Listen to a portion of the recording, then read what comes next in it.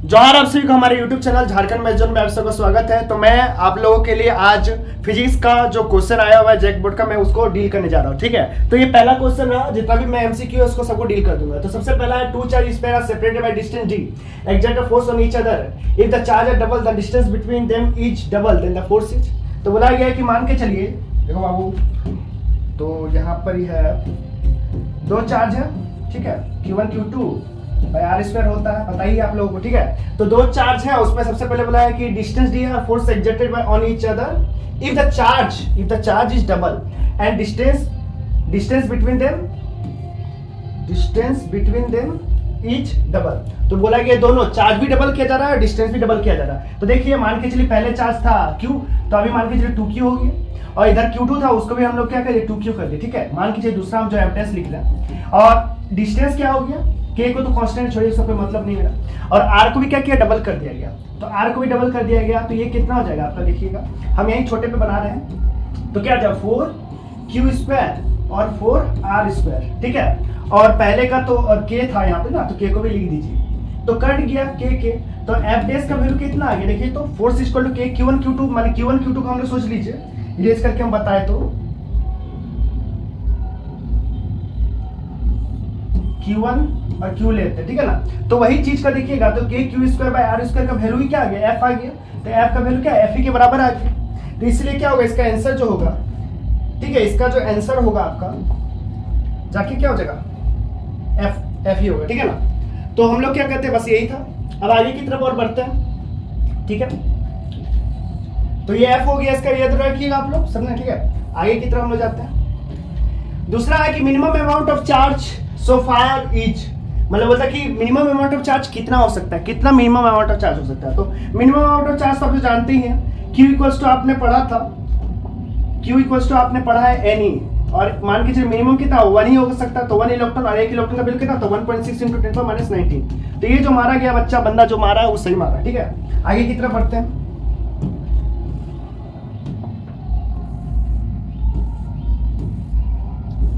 Dielectric constant of for metal, जितना भी होता है, अगर मान के चलिए लोहा लकड़ी हो, लकड़ी के लिए क्या हो जाता है, डाइलेक्ट्रिक 0 होता है, क्योंकि उसमें कोई पास नहीं होगा। लेकिन वही अगर मान के चलिए क्या हो गया, डाइलेक्ट्रिक कांस्टेंट फॉर मेटल, तो मेटल के लिए क्या हो जाता है, वो इनफाइनाइट हो जाता है। तो इसके लिए कौन सा आंसर होगा, ना 0 होगा ना 1 होगा, ये इनफाइनाइट वाला जो मारा गया है वो सही है। ठीक है, हम इनफाइनाइट वाला को मार के दिखा देते हैं, क्योंकि वो मारना जरूरी है, तो पता चलेगा कि हाँ टीचर ने मारा है तो सही है। ठीक है ना, इसलिए मैंने मार दिया।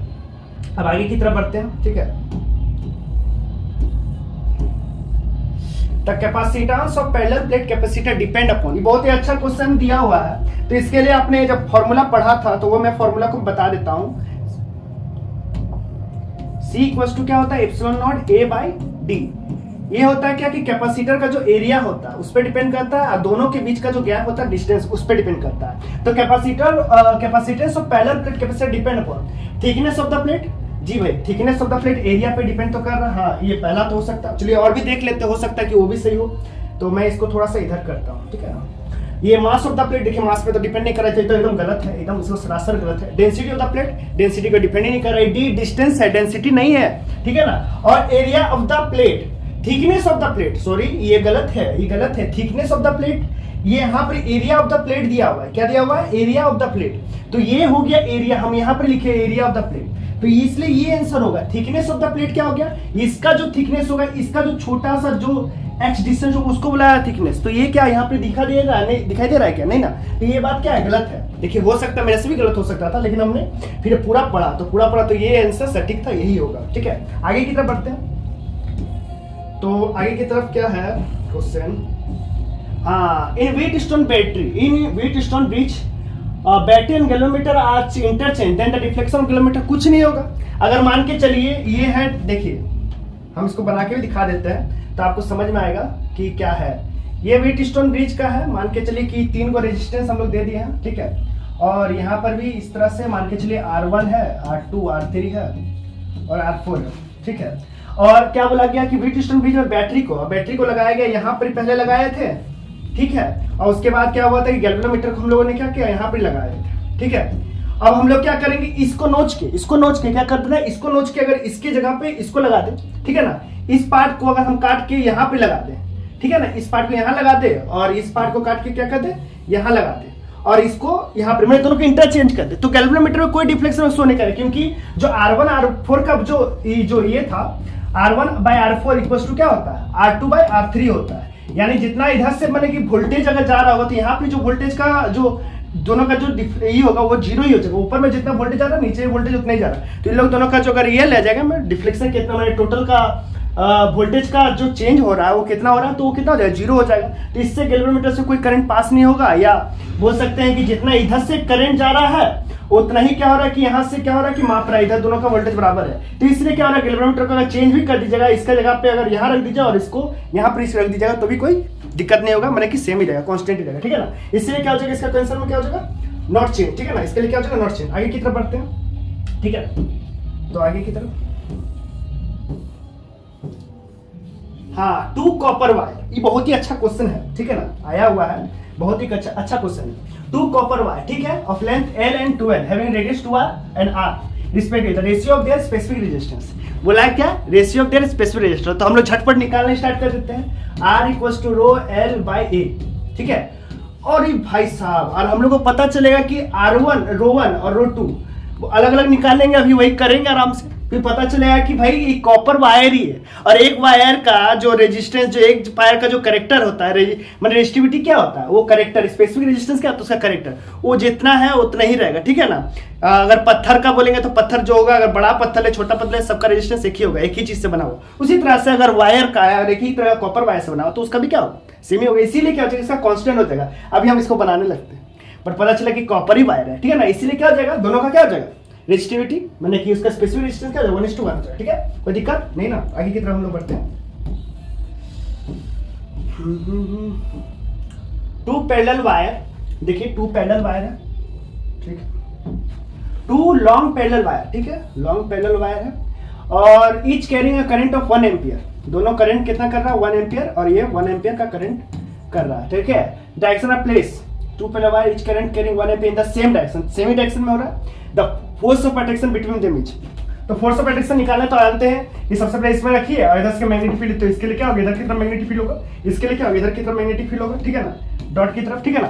अब इसको क्या कीजिए कि फोर्स, तो क्या करना है, फोर्स निकालना है कि किधर ये लोग को दोनों का अट्रैक्ट करेगा, रिपल करेगा। यहाँ तो बोल दिया अट्रैक्ट, हम लोग फिर भी निकाल रहे हैं बस तो दिखाने के लिए कि अट्रैक्ट कर रहा है कि रिपल कर रहा है, हमको पता करने के लिए क्या कीजिएगा भैया, आई इधर की तरफ, जिधर की तरफ है, क्योंकि फोर्स इसको फॉर्मूला क्या था, आई L क्रॉस B, ठीक है ना। इससे पता कर लेंगे कि किधर की तरफ क्या जा रहा है, तो इसके लिए क्या हो रहा है, इधर की तरफ जा रहा है, ठीक है, और इसके लिए अंदर की तरफ। तो अगर इसमें हम लोग फोर्स निकालना है, इसके द्वारा इस पे कितना फोर्स लग रहा है, तो हम लोग कैसे निकालेंगे, यहाँ पर इसे L और cross B, L cross B, देखिए L और अंदर की तरफ जा रहा है क्रॉस B, तो इधर की तरफ इसके लिए फोर्स लग रहा है, फोर्स इधर, और इसके लिए क्या होगा, L क्रॉस B, तो फोर्स इसके दोनों क्या आ रहा है, एक दूसरे को अट्रैक्ट कर रहा है। लेकिन हम लोग को ये क्वेश्चन नहीं पूछा गया, हम लोग force of attraction between them, मैंने दोनों के बीच में फोर्स कितना लग रहा है वो निकालना। तो फॉर्मूला जानते हैं आप लोग, फॉर्मूला आप लोग जानते हैं, बहुत अच्छा से जानते हैं। फोर्स इक्वल टू क्या होता है, μ0 4 पाई, ठीक है, 2 I1 I2, पहला आजू बाजू का दोनों का I1 I2 बाय क्या होता है, I1 I2 और डिस्टेंस, दोनों के बीच का डिस्टेंस d,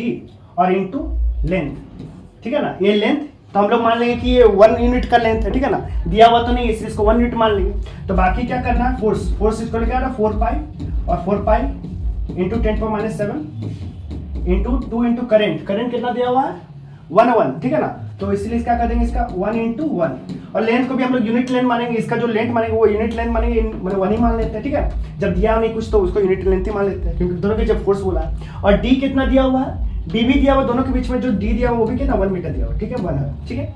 तो 4 पाई से 4 पाई कटा तो बचा क्या, 2 इंटू 10⁻⁷। देखिए अगर ये आंसर है तो सही है, हाँ बच्चा सही मारा है, यही होगा। और फोर्स पर यूनिट लेंथ दिया हुआ है मीटर, देखिए फोर्स पर यूनिट लेंथ दिया, मैंने कि यहाँ पे एल को क्या किया, इधर ही लेके आ गया, 1 यूनिट नहीं दिया, हमने फोर्स पर यूनिट लेंथ पूछा तो बस उसको भी लिख देंगे, तो वही 2 इंटू 10⁻⁷। इससे पता चलेगा कि यही आंसर ही होगा, और तो कोई है नहीं। चलिए आगे, खत्म। हाँ क्वेश्चन इजी आया था। हाँ, रिलेशन बिटवीन मैग्नेटिक फील्ड जिसको हम लोग बी से डिनोट करते हैं, और ये डायपोल मोमेंट है, डायपोल मोमेंट m वाला हो गया। तो ये लोग दोनों के बीच में टॉर्क लग रहा है, तो टॉर्क का आप लोग फॉर्मूला भी पढ़े हैं, टॉर्क इक्वल क्या पढ़े, m क्रॉस b पढ़े हैं, या तो md sin थीटा। अब किस टर्म में दिया हुआ वो देख लेते हैं, m डॉट b तो कभी नहीं, कतई नहीं होगा, यही होगा, खत्म। इसी को मार के आगे बढ़िए, ठीक है ना। आप पॉज करके भी देख सकते हैं, हम तो बता रहे स्पीड में बताने का जरूरत है तो इसीलिए हम बता रहे हैं और क्या।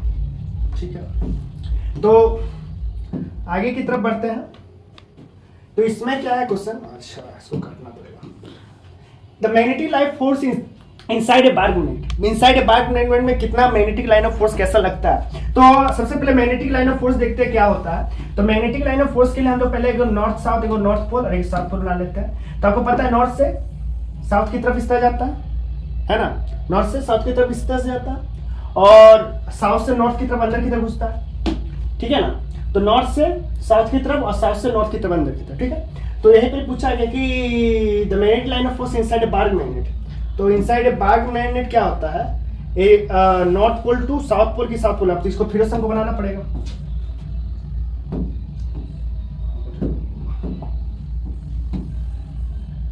नॉर्थ और साउथ, ठीक है। तो अंदर की तरफ क्या हो रहा है, साउथ से नॉर्थ की तरफ जा रहा है। तो are from south to north pole to south pole, इसको नीचे लाओ, south pole to north pole में अंदर की तरफ इधर से साउथ से नॉर्थ की तरफ जा रहा है, बाहर नॉर्थ से साउथ की तरफ, ठीक है ना। तो आंसर क्या हो जाएगा, ये डी नंबर, ठीक है ना। ये बच्चा भी मारा, देखिए यहाँ डॉट लगा के रखा है, कोई मारा है, ठीक है ना, वो भी सही है। आगे की तरफ बढ़ते हैं। तो direction of induce current determine by, तो इसके लिए सिर्फ क्या होता है, फ्लेमिंग राइट हैंड रूल होता है, उसी से क्या हो जाता है, इसको बना देते हैं, ठीक है ना। फ्लेमिंग राइट हैंड रूल, इसी क्या होता है आंसर, ठीक है। आगे की तरफ बढ़ते हैं।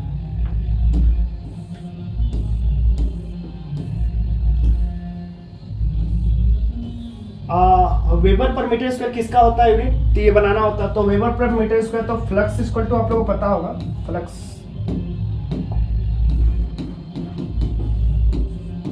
तो बी इक्वल टू क्या होता है, वेबर पर मीटर स्क्वायर, तो मैग्नेटिक फील्ड का होता है, ठीक है ना। तो इसीलिए इसका क्या हो जाएगा आंसर, मैग्नेटिक फील्ड का होगा, ठीक है। आगे की तरफ बढ़ते हैं।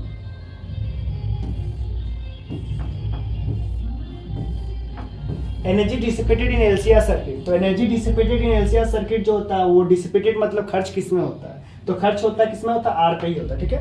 तो इसका आंसर क्या हो जाएगा, आर, ठीक है।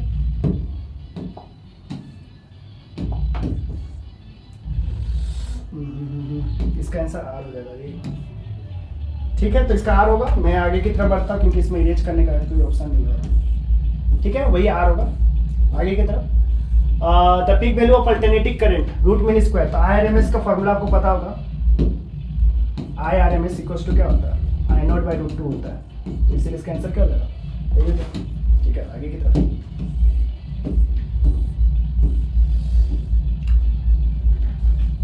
आपको dash is use for photography info, कुहासे पे अगर आपको फोटोग्राफी करना है तो कौन, पोलराइड का ही लेके यूज करके सकते हैं, यूवी रे या एक्सरे सबसे कोई नहीं होता, तो पोलराइड ही हो सकता है इसका आंसर, ठीक है ना। तो इसका आंसर क्या होता है, पोलराइड, ठीक है। आगे की तरफ, ठीक है, पोलराइड हो जाएगा इसका आंसर। आगे की तरफ बढ़ते हैं। The energy in electromagnetic wave is whole share in by electric field vector, whole share by only magnetic field. इसके लिए क्या होता है, इक्वली होता है, क्या होता है इसके लिए, इक्वली शेयर होता है, इक्वली शेयर होता है, ठीक है ना। क्या होता है, इक्वली शेयर होता है इलेक्ट्रिक फील्ड और मैग्नेटिक फील्ड वेक्टर, ठीक है ना, वो लोग दोनों में इक्वली होता है। तो आगे की तरफ बढ़ते हैं। A virtual image larger than object, ये कहाँ पर फॉर्म होता है, अगर मान के चलिए आपके पास कन्वेक्स मिरर होगा, कन्वेक्स मिरर मतलब ये वाला होगा, तो उसके लिए आपको पता ही होगा कन्वेक्स मिरर होगा तो उसमें क्या हो जाता है, जितना भी हो सके उसमें क्या हो जाता है, चाहे कितना भी आप कुछ कर लिए तो उसमें बहुत छोटा ही इमेज बनता है, ठीक है ना। अगर उसका बनेगा इमेज भी, जो भी बनेगा उसका क्या होगा, इमेज अगर जो भी बनेगा, अगर आप बहुत दूर से अगर फोकस और मैंने बहुत दूर में पोल और क्या बोलते हैं सेंटर ऑफ यहाँ पर इस रखते हैं और क्या बोलते हैं इन्फिनिटी से और सेंटर के बीच में, ठीक है ना, कर्वेचर के बीच में यहाँ पर रखते हैं कहीं पे, ठीक है। तो उसमें क्या होता था, छोटा ही बनेगा, बहुत छोटा ही बनेगा और इन्वर्टेड बनता है, इन्वर्टेड नहीं बनता है, मैंने कि सीधा बनता है, इरेक्ट बनता है। लेकिन हम लोग क्या बनाना, वर्चुअल इमेज बनाना है लार्जर देन ऑब्जेक्ट, और ये कब बन सकता है, आपके लोगों को पता होगा कि ये बनेगा सिर्फ एक ही केस हो सकता है, वो भी कहाँ पे, कनकेव मिरर में ही हो सकता है, ठीक है ना। कनकेव मिरर में वो भी कौन सा केस होता है आपको पता होगा, ठीक है ना। कनकेव मिरर में वो केस कौन सा है कि अगर फोकस और पोल के बीच में अगर रखते हैं, यहाँ पर कहीं पर रखते हैं, तो क्या होता है, उसका जो लाइट का जो किरण होता है वो किधर की तरफ, यहाँ की तरफ बड़ा सा इमेज बना देता है और वर्चुअल इमेज में, ठीक है ना। यहाँ पे जो इमेज बनता है वो क्या वर्चुअल में बनता है। तो इसका आंसर क्या हो जाएगा, कन्वेक्स नहीं होगा, कनकेव हो जाएगा, ठीक है ना। आगे की तरफ बढ़ते हैं।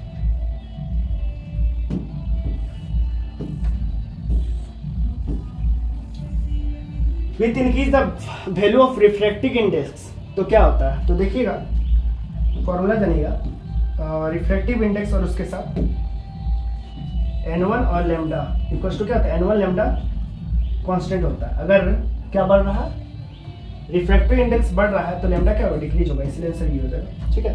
आगे की तरफ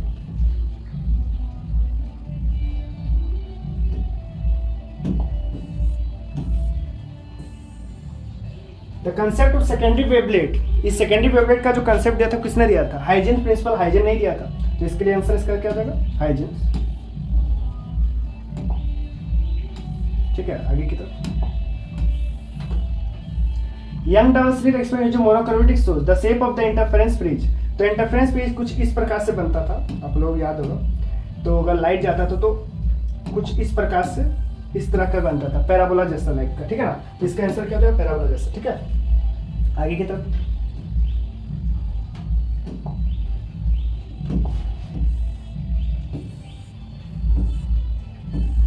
एनर्जी ऑफ फोटोन, तो एनर्जी ऑफ फोटोन के लिए आप लोग फॉर्मूला पढ़े थे, इक्वल्स टू क्या पढ़े थे, एच न्यू, ठीक है ना। एच न्यू वेयर न्यू का फ्रीक्वेंसी होता है, तो इस तरह कोई है तो ये में सिर्फ यही आंसर, ठीक है ना, इसलिए यही आंसर, ठीक है। ये गलत है।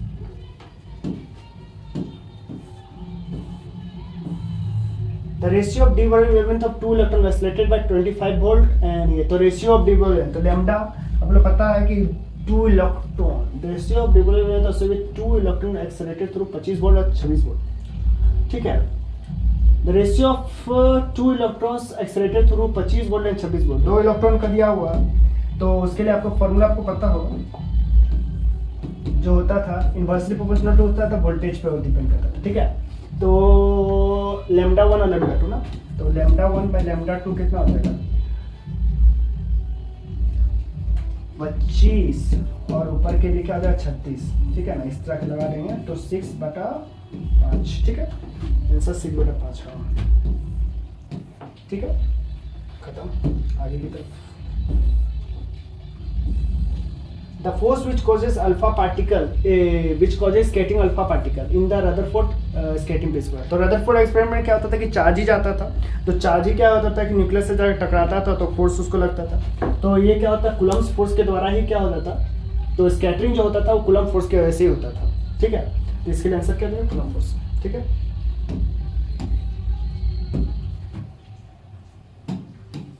ठीक है, कूलम्ब फोर्स, ठीक है। आगे की तरफ बढ़ते हैं।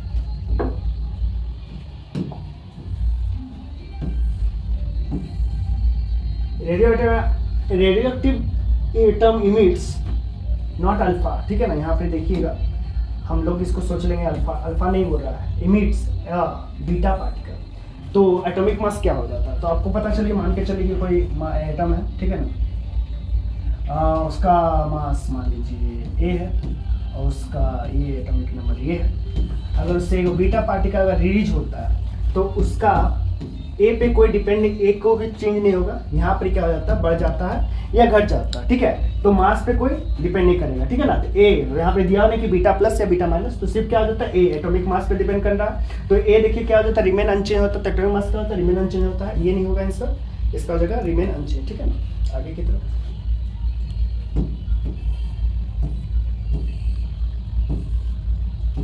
पी टाइप सेमीकंडक्टर, देखिए एन टाइप सेमीकंडक्टर होता है, इसमें क्या होता है कि इसमें क्या होता है कि 5 जो होता है क्या होता है, वैलेंस इलेक्ट्रॉन होता है, और जो पी टाइप सेमीकंडक्टर होता है उसमें क्या होता है, वैलेंसी कितना होता है, 3 होता है।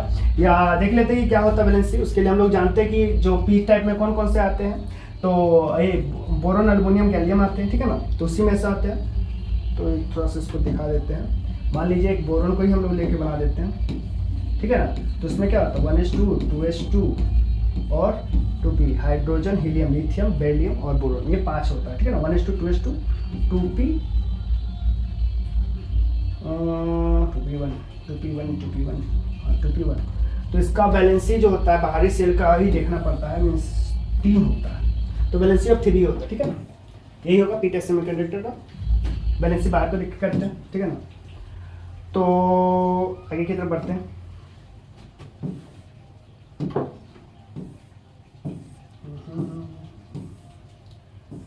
The width of forbidden band, ठीक है ना। फॉरबिडन बैंड क्या होता है, वैलेंस बैंड और कंडक्शन बैंड के बीच का जो गैप होता है उसको लाता है। तो सबसे ज्यादा किस में होता है ये पूछा गया। देखिए मेटल में जो होता है ओवरलैप कर जाता है,